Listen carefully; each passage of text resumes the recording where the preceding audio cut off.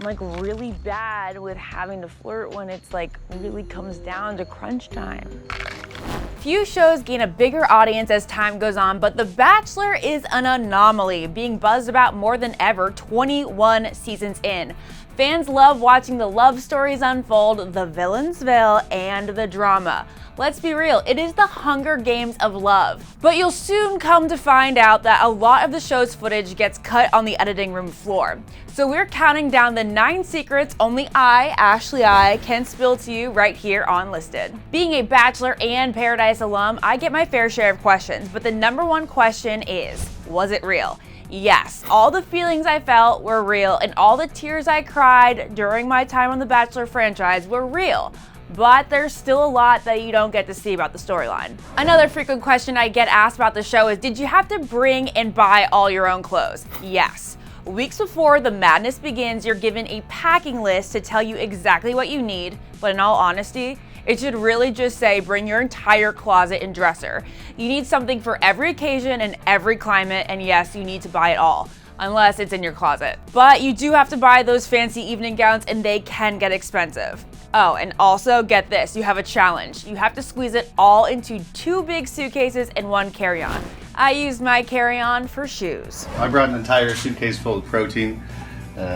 Basically, they told me that I wasn't going to have a whole lot of time to make meals and stuff, so I brought enough so that I could just basically carry these little meals in my pocket all day. Chad, that is a gigantic waste of clothing space. And just a little secret for all of you who may be potentially casted in the future, you won't get in trouble if you bring more than 2.5 suitcases. Just remember that there's nothing more embarrassing than having 6 suitcases being wheeled out after being eliminated during the first or second rose ceremony. That is brutally embarrassing.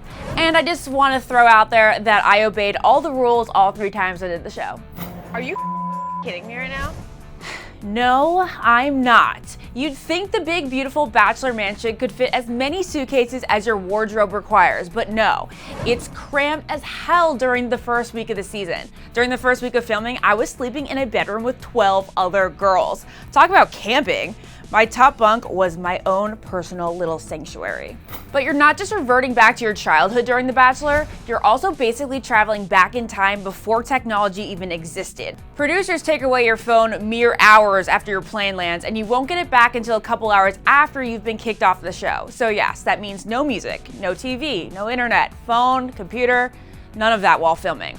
Books and magazines are frowned upon, particularly tabloids. But you can journal write, which is a popular pastime, and as a special treat to keep you sane, the producers may play a few songs on their phone during the day. Contrary to popular belief, you don't just roll up to the Bachelor mansion right after you land in La La Land. You actually sit in a hotel room for 3 nights, meeting with producers, doing practice interviews, and taking the official blue photos. You know the ones on the ABC site that make everyone look like crap before heading to the Bachelor mansion to begin filming.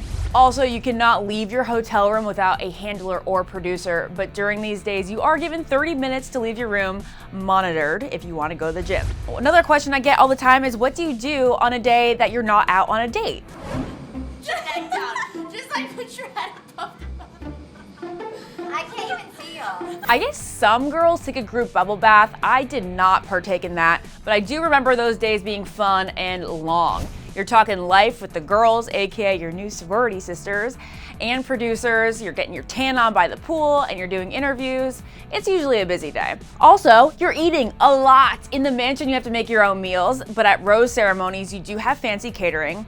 And if you get far enough and you start traveling, you have 3 buffet meals a day at the hotel and endless snacks. FYI, the Bachelor 10 is real. I can't do it. I need you. Everyone tends to believe that production is constantly forcing alcohol down our throats. This is the biggest misconception. Despite popular belief, drinks aren't pushed. If you want it, it's there. Corinne just happened to want champagne all the time. Also, we don't eat on dates on camera because you don't look attractive chewing. Their thoughts, not mine, seeing that I ate on 2 of my 3 one-on-ones. This is the perfect date for Ashley and I to go on because we have lots to talk about. But for those who want to be in a constant state of pretty, they are given a full meal before the dinner portion of their date. So don't worry, we're very well fed. Really bad with having to flirt when it's like really comes down to crunch time. I'm not a flirty person. Oh, I am so good at dating. But speaking of dating, dates on The Bachelor are a whole day thing. They're usually 10 hours out of the house. But you're in the presence of the Bachelor or the Bachelorette for maybe only 3 or 4 of those hours. You're doing a lot of traveling, waiting, primping, and especially interviewing. For the most part, you cannot speak to your date unless it's on camera. On that note, one of the biggest differences between The Bachelor and Bachelor in Paradise is that you are around your love interest and on camera with them almost 24/7 in Paradise. You're practically living together right after the first date, which can be very difficult, especially if you're a traditionalist like me. Plus, you have to do your hair and makeup before breakfast. So no, we do not wake up like that. And considering Corinne's constant napping escapades this past season, another popular belief is that producers are completely sleep depriving us, so we're tired and cranky and extra emotional. Well, that's actually half true. Sometimes you'll get a full night's sleep, but then sometimes they're waking you up and telling you to put makeup on 3.5 hours after you went to bed.